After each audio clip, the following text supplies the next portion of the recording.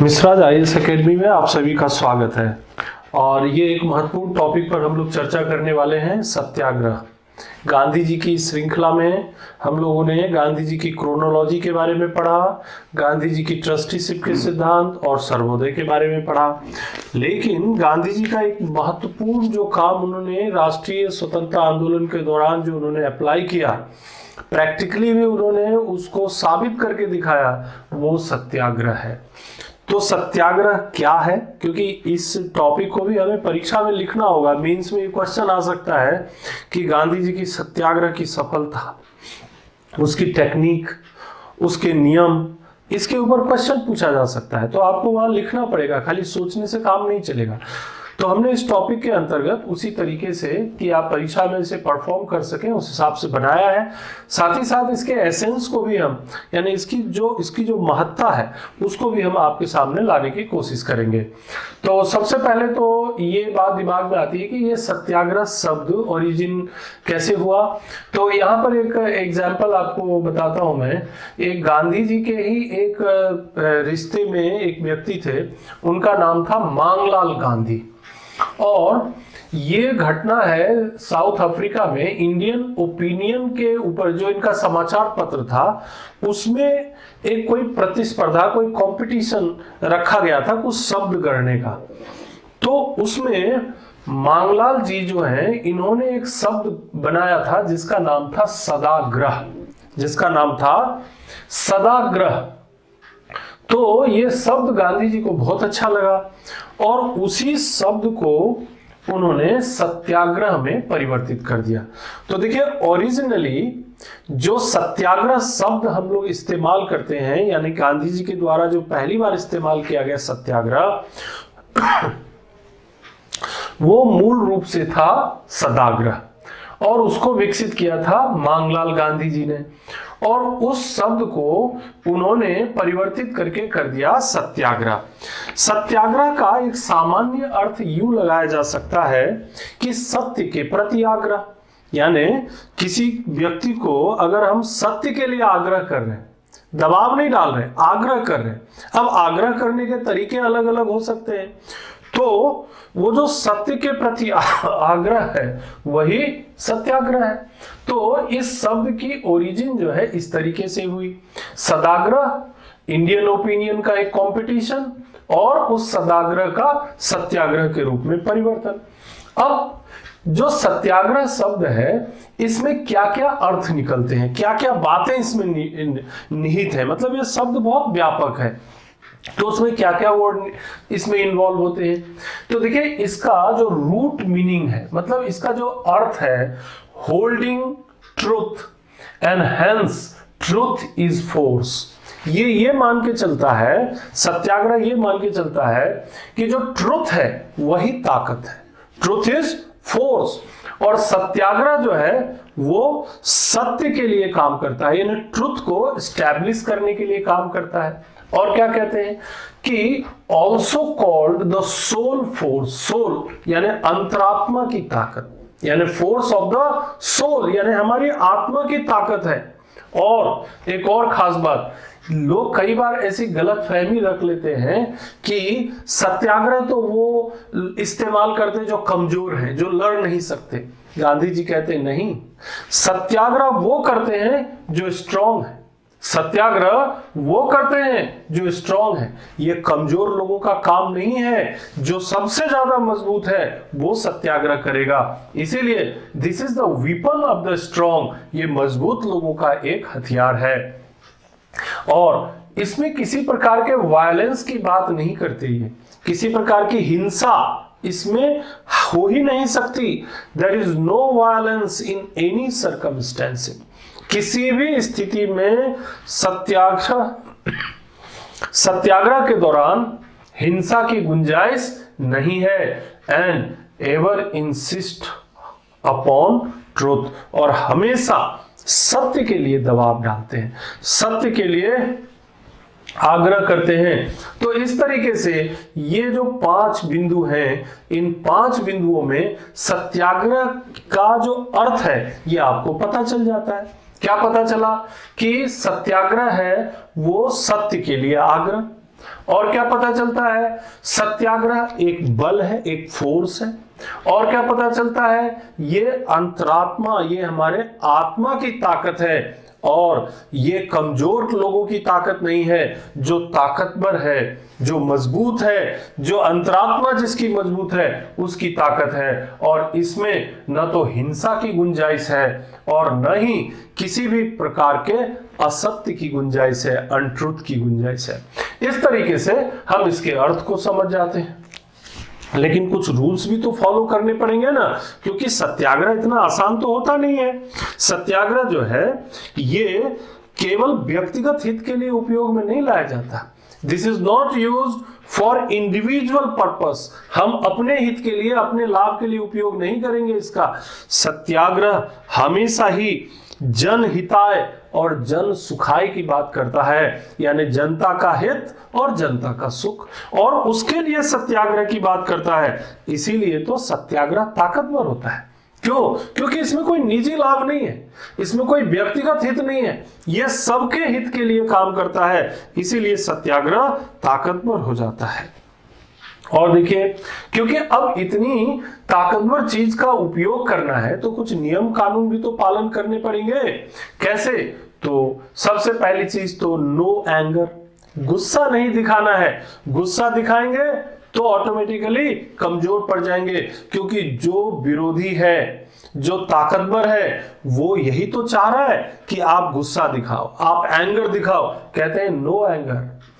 Suffer the anger of opponent, जो विरोधी है उसके गुस्से को जरा सफर करो, आप उसको झेलो, उसके गुस्से को समझो, उसके गुस्से से जरा पीड़ित हो।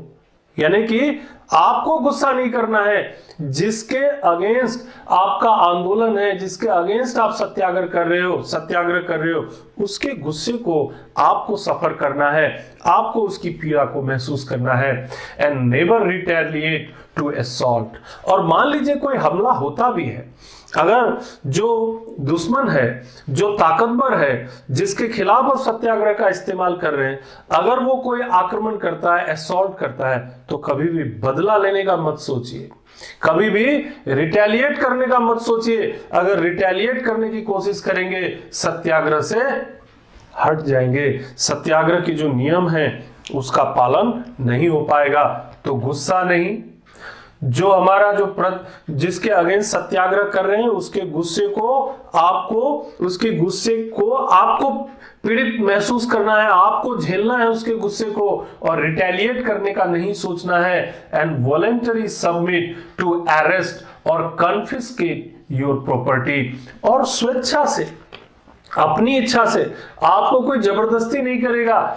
You have to submit your arrest, आप अपने आप को अरेस्ट करा लीजिए। आप बोलिए कि आप मुझे ले चलो, जहां ले चलना है, अरेस्ट करा लीजिए। अगर कई बार ऐसा होता है, जो हमारा जो दुश्मन होता है, जो ताकतवर होता है, वो हमारी संपत्ति पर हमला करता है, बोले संपत्ति भी ले लो, हमें तुम पकड़ के ले जाओ, जेल में बंद कर दो। इन सब चीजों के लिए सैक्रिफाइस की ताकत हमें होनी चाहिए। तो sacrifice, voluntarily submit to arrest or confiscate your own property and do not curse। ऐसा नहीं कि आप जिसके खिलाफ सत्याग्रह कर रहे हो उसको गाली दे रहे हैं, उसको जो है आप उसके अगेंस्ट जो है आपको अपशब्द का इस्तेमाल कर रहे हैं, curse. You have not to use any curse. आपको कोई अपशब्द का इस्तेमाल भी नहीं करना है, और न ही उसे इंसल्ट करना है, नहीं उसे अपमानित करना है। तो इन नियमों का पालन होना चाहिए। किस दौरान? इन नियमों का पालन होना चाहिए सत्याग्रह को करते हुए। तो आपने देखा सत्याग्रह शब्द कहां से आया, सत्याग्रह का अर्थ क्या है, सत्याग्रह के नियम क्या है, और इसी से संबंधित है एसेंशियल्स। एसेंशियल मतलब कुछ जरूरी चीजें जो करना ही पड़ेगा। अगर सत्याग्रह करेंगे तो must have a living faith in God. आपको ईश्वर में विश्वास रखना पड़ेगा। You have to make a living faith in God. ईश्वर में विश्वास रखना पड़ेगा। And must be leading a chaste life and to be willing to die और लूज हिज पोजीशंस। आपको आपको इसमें भी विश्वास रखना पड़ेगा कि आप एक पवित्र जीवन जी सके, आप एक पवित्र जीवन जी सकें, और विलिंग टू डाई यानी कि मरने के लिए तैयार रहना है, जिंदगी को कभी भी सेक्रीफाइस करने के लिए तैयार रहना है, और अपने पद और अधिकार को छोड़ने के लिए भी तैयार रहना है। तभी आप सफल हो पाएंगे इस सत्याग्रह में। गांधी जी खुद स्वयं इन सब चीजों को करते थे, इसीलिए इतने आत्मविश्वास से वो इन बातों को कह पा रहे हैं। Must have a living faith on God, पहले तो ईश्वर में विश्वास रखिए। फिर कहते हैं कि जीवन पवित्र होना चाहिए, और हमेशा ही सत्याग्रह अगर आप कर रहे हैं तो जीवन के प्रति मोह को त्याग दीजिए, और अगर आपको कोई अधिकार या सत्ता है तो उसे कभी भी छोड़ने का आप मादा रखिए, उसके प्रति कोई माया मोह मत रखिए। And must be habitual khadi weaver and spinner, हमेशा खादी का प्रयोग कीजिए। खादी क्यों? क्योंकि विदेशी वस्त्र, उस समय जो क्लॉथ इंडस्ट्री थी, कपड़ा उद्योग था, उसमें ब्रिटिश शासन को बहुत लाभ मिलता था। तो इसीलिए वो कहते थे कि जो भारतीय लोग हैं, भारतीय जो किसान हैं, जो भारतीय इंडियंस जो फार्मर्स हैं, इंडियन जो व्यापारी हैं, उनको लाभ मिले, उनका जीवन स्तर सुधरे। तो इसके लिए उन्होंने कहा कि हैबिचुअल खादी वीवर, हमें हमेशा खादी यानी कि चरखा काटने वाला और चरखा पहनने वाला होना चाहिए, और इस तरीके से भी हम सत्याग्रह को आगे बढ़ा सकते हैं। And must abstain from alcohol and other intoxicants। अब ये सब चीजों की सफलता एक बात पर जाकर जो है टिक जाती है। अगर कोई व्यक्ति अल्कोहल यानी शराब का आदी है, शराब पीता है या कोई नशा करता है, तो ये सारी बातें उसके लिए व्यर्थ हो जाएंगी। तो वो ये बात भी कहते हैं कि इन सब बातों की सफलता यानी सत्याग्रह की सफलता इस बात पर निर्भर करती है कि अल्कोहल का इस्तेमाल, शराब का इस्तेमाल नहीं होगा, क्योंकि जो हमारा विरोधी है, जो सत्ताधारी है, जो हमें गुलाम बना के रखना चाहता है, वो तो चाहता है कि ये अल्कोहल पिए, वो तो चाहता है कि ये शराब पिए, वो तो चाहता है कि ये लोग जो आम जनता है वो इसमें इन्वॉल्व रहे। गांधी जी कहते हैं सावधान रहिए, क्योंकि अगर अल्कोहल में इन्वॉल्व होंगे, अगर इंटॉक्सिकेंट्स यानी नशे में इन्वॉल्व होंगे, तो आप सत्ता के खिलाफ लड़ नहीं पाएंगे। क्यों? क्योंकि इन सब चीजों से लोग कमजोर हो जाएंगे और एकजुटता कमजोर हो जाएगी, सत्याग्रह सफल नहीं हो पाएगा। तो गांधी जी जहां एक तरफ सत्याग्रह की बातों को समझा रहे हैं, उसके रूल्स को फॉलो करने की बात कह रहे हैं, जो जरूरी बातें हैं वो भी बता रहे हैं, वहीं साथ ही साथ समाज में सुधार के भी प्रयास कर रहे हैं। क्योंकि अगर समाज में लोग शराब पीने के आदी होंगे, नशे के आदी होंगे, तो स्वाभाविक तौर पर यह बहुत मुश्किल होगा कि कोई बड़ा राष्ट्रीय आंदोलन कर सके। यह बहुत मुश्किल होगा कि लोगों को एकजुट कर सके, क्योंकि एक नशे का आदी व्यक्ति इन सब चीजों को नहीं समझ पाएगा और नहीं इसमें इन्वॉल्व हो पाएगा। तो इसीलिए वो नशे से मुक्त भारत की, नशे से मुक्त आंदोलन की बात करते हैं, और वही सत्याग्रह है। अब सवाल ये उठता है कि इस सत्याग्रह के लिए गांधी जी क्या टेक्निक का इस्तेमाल करते थे, कौन कौन से तरीके अपनाते थे। लेकिन पहले मैं कुछ एग्जाम्पल बता दूं। आप लोग अच्छी तरह जानते हैं गांधी जी का भारत में जो पहला सत्याग्रह था वो चंपारण का था, चंपारण सत्याग्रह। इसके अलावा फिर बहुत सारे उन्होंने सत्याग्रह चलाए, जैसे बारडोली सत्याग्रह, खेरा सत्याग्रह, झंडा सत्याग्रह, साल्ट सत्याग्रह, नमक सत्याग्रह, है ना, और नॉन कोऑपरेशन जो मूवमेंट था वो भी तो एक सत्याग्रह ही था। तो इन उदाहरणों से आप समझ में आ गया होगा कि अब करना क्या है, टेक्निक क्या है। तो टेक्निक है, इसमें एक बड़ी टेक्निक है असहयोग करो, यानी कि जो सत्ताधारी है, जो निरंकुश है, जो अत्याचारी है, वो उस अत्याचारी को सहयोग मत करो, उसमें हिंसा मत करो, उसके खिलाफ जो है सीधे हथियार से मत लड़ो आप, लेकिन उसका सहयोग मत करो, उसका असहयोग करो, नॉन कोऑपरेशन। क्यों? क्योंकि गांधी जी की सोच थी कि ज्यादातर जो अत्याचार और शोषण पनपता है, the most of the tyranny and the exploitation is developed by what? वो इसलिए डेवलप होता है कि जिनके ऊपर अत्याचार और शोषण होता है वो उसके खिलाफ न तो आवाज उठाते हैं और न ही कोई एक्शन लेते हैं। तो करना क्या है? बहिष्कार। असहयोग का एक हथियार है बहिष्कार यानी बॉयकॉट, धरना और हड़ताल।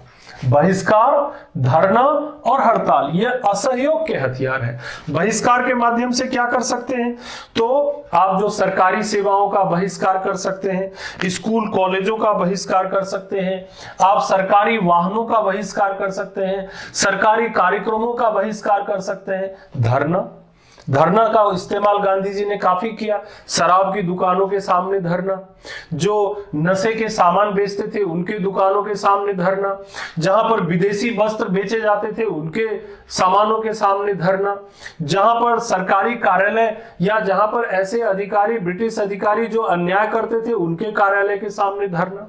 धरना का मतलब यह है कि उस अत्याचारी की निगाह में निरंतर बने रहो और वहां पर उसे महसूस कराओ कि वो गलत कर रहा है। यही है धरना। धरना आज भी करते हैं। आज भी बहुत सारे जो जब कोई सरकार गलत नीति बनाती है, गलत कार्यक्रम बनाती है तो धरना करते हैं लोग। तो धरना का मकसद क्या है और धरना से परेशानी कैसे उत्पन्न होती है?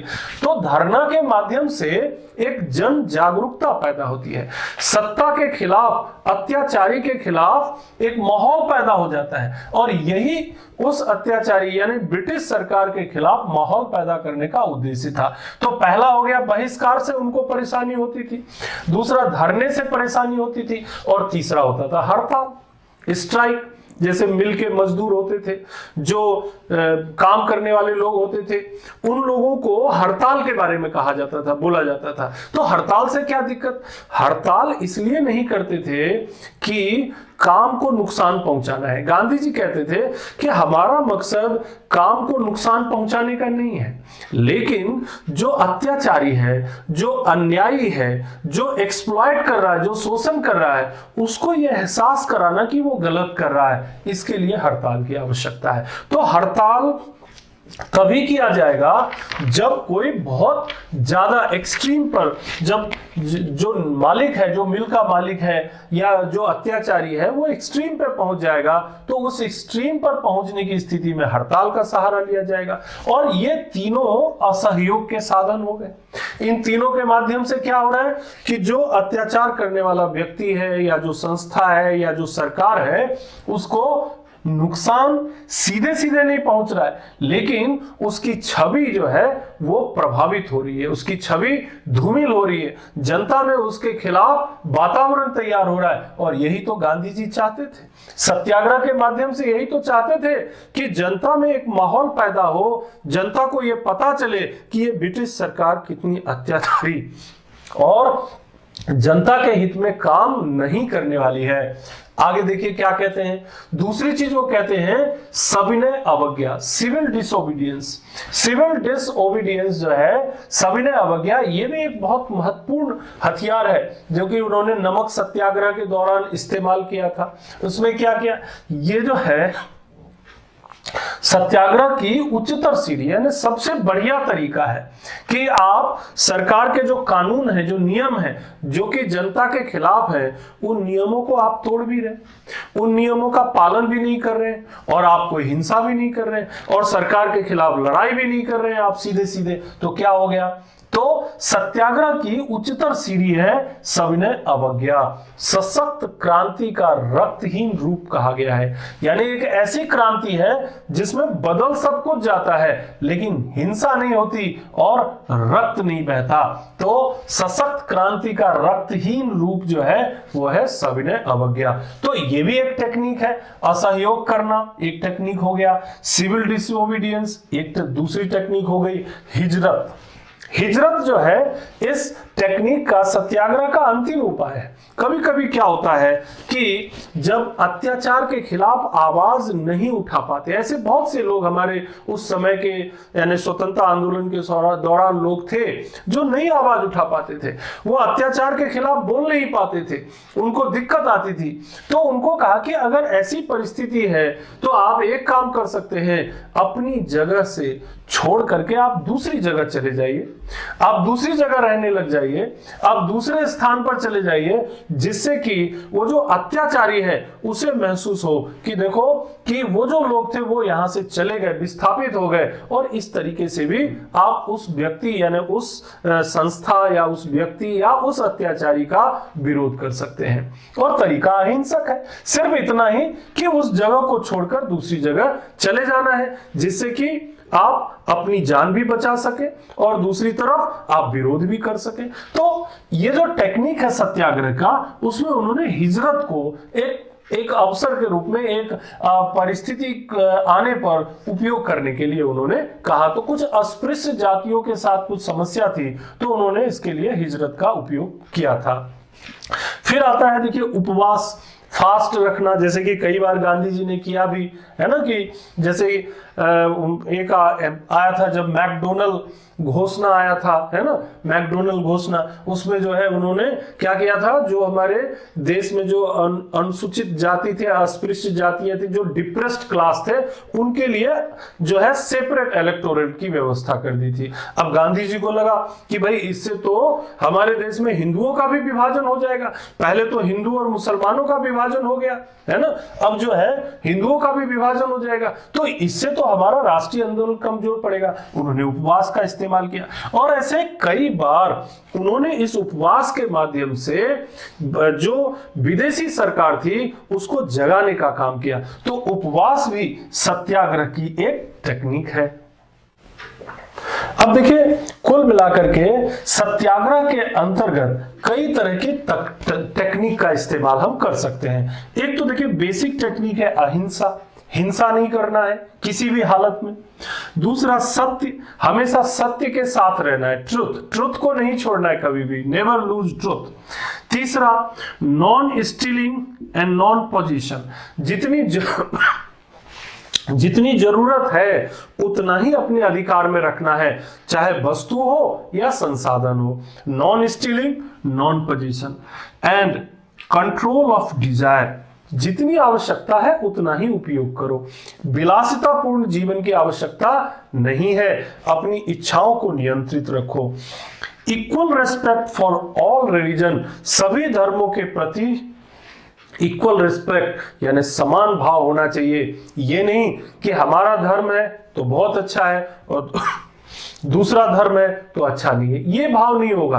अगर ये भाव हो जाएगा डिसरिस्पेक्ट का, तो सत्याग्रह सफल नहीं हो पाएगा। साथ ही साथ स्वदेशी के इस्तेमाल की वो बात करते ही हैं कि और खादी का उपयोग करने के लिए बात करते हैं। अपने जो देसी वस्तु है उसके उपयोग करने की बात करते हैं, देसी शिक्षण संस्थाओं के उपयोग करने की बात करते हैं।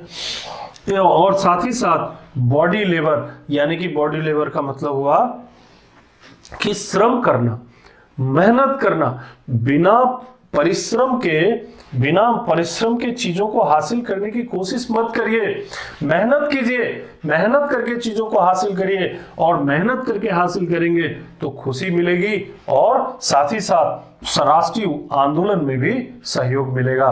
तो इस तरीके से गांधी जी अहिंसा, सत्य, अपरिग्रह, डिजायर को नियंत्रण यानी कि अपनी इच्छाओं को नियंत्रित रख के, सभी धर्मों के प्रति समान भाव रख के, है ना,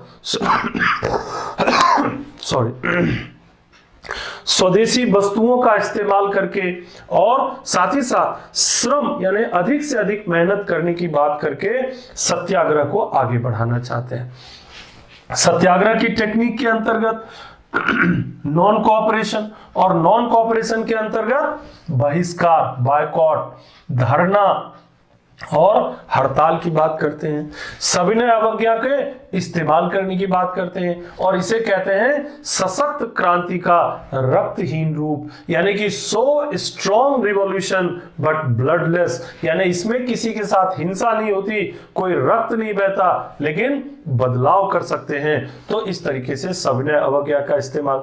हिजरत का उपयोग कभी कभी जरूरत पड़ने पर स्थान परिवर्तन करके भी विरोध किया जा सकता है, तो हिजरत का उपयोग भी करने की वो छूट देते हैं। और उपवास को भी एक मजबूत हथियार के रूप में प्रस्तुत करते हैं।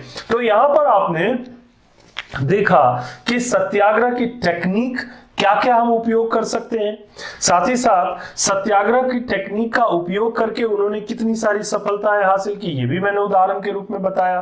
चंपारण के किसानों को सफल बनाया, बारदोली के किसानों को सफल बनाया, खेरा के किसानों के आंदोलन को सफल बनवाया, जो झंडा सत्याग्रह था जगह जगह झंडा फहराने का, उस आंदोलन को सफल बनाया। जो सरकार का कानून था नमक के ऊपर, उन्होंने जो है दांडी यात्रा करके साल्ट कानून को तोड़ करके सरकार को मजबूर किया, जो गलत कानून है उसको हटाने के लिए, और असहयोग आंदोलन के माध्यम से, नॉन कोऑपरेशन के माध्यम से सरकार पर दबाव बनाया उन्होंने। और इन सब जगहों पर on all these places, इन सभी स्थानों पर उन्होंने सत्याग्रह का ही इस्तेमाल किया। उन्होंने किसी प्रकार की हिंसा नहीं की, उन्होंने किसी प्रकार के सत्य से विचलित नहीं हुए, किसी को नुकसान नहीं पहुंचाया, और जब भी उन्हें यह महसूस हुआ कि हिंसा हो रही है तो उन्होंने तुरंत ही उस आंदोलन को वापस ले लिया। आपको असहयोग आंदोलन के दौरान यह घटना याद होगी, चौरी चौरा की घटना। जब चौरी चौरा में कुछ पुलिस अधिकारी जो है एक थाने में जला दिए गए, उसके तुरंत 7 या 8 दिनों के भीतर ही उन्होंने नॉन कोऑपरेशन मूवमेंट जैसे मूवमेंट को वापस ले लिया। क्यों? क्योंकि वो अपने सिद्धांतों पर अडिग थे।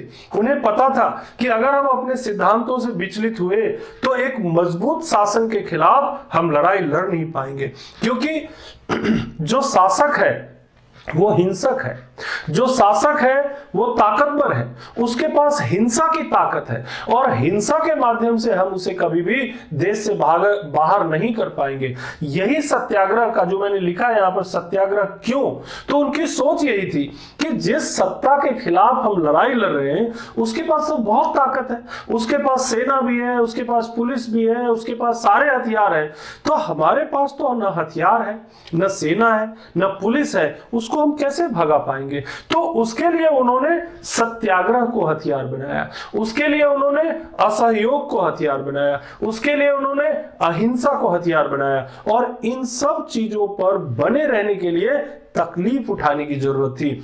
केवल कुछ लोगों को नहीं, आम जनता को, सभी लोगों को मिलकर तकलीफ उठाने की जरूरत थी, जिससे कि सत्ता को यह महसूस हो कि ये तो लड़ाई भी नहीं लड़ रहे, ये हथियार भी नहीं उठा रहे, लेकिन फिर भी ये हमारा विरोध कर रहे हैं। और इसी तरह से मैंने जो आपको एक्सप्लेन किया कि अगर सत्याग्रह हमको करना है तो सबसे पहले हमें अपनी अंतरात्मा की ताकत को जगाना पड़ेगा, हमें अपने गुस्से को नियंत्रण में रखना पड़ेगा, और जो सत्ता में जो लोग हैं, जो अत्याचारी लोग हैं, उनके गुस्से को सहने की क्षमता भी डेवलप करनी पड़ेगी। अपना जीवन और धन और सत्ता को समर्पित करने की इच्छा भी रखनी पड़ेगी, तभी हम वास्तविक तौर पर सत्याग्रही बन पाएंगे और इस सत्याग्रह के माध्यम से देश को स्वतंत्र करा पाएंगे। यही गांधी जी की मंशा थी, और उसमें उन्होंने जीत हासिल की, तभी तो आज हम स्वतंत्र हो पाए। इसीलिए हम कह सकते हैं कि गांधी जी की ये टेक्निक वास्तव में बहुत ही अद्भुत थी, नई थी। शुरुआती तौर पर लोगों को विश्वास नहीं होता था, लेकिन जब धीरे धीरे ब्रिटिश सरकार पर इन सब सत्याग्रहों का, असहयोग आंदोलन का, उपवासों का जब दबाव देखा गया तो जनता का विश्वास बढ़ा और बड़ी संख्या में लोग गांधी जी के समर्थन में आने लगे। और यही कारण है कि देश को स्वतंत्र कराने के लिए जो तरीके उन्होंने अपनाए वो आज भी विश्व स्तर पर जाना जाता है, जिसमें से एक सत्याग्रह भी है। लेकिन इन सब के बावजूद भी जो आलोचना है वो ये कि कई आलोचक ये मानते हैं कि ये बहुत व्यवहारिक नहीं है, क्योंकि एक सामान्य मनुष्य के लिए अपने गुस्से को नियंत्रण रखना, अत्यधिक पीड़ा को सहना, अत्यधिक तकलीफ को सहना, और साथ ही साथ बहुत सारे जो इसमें जो सत्य पर टिके रहना, अपनी संपत्ति और अपने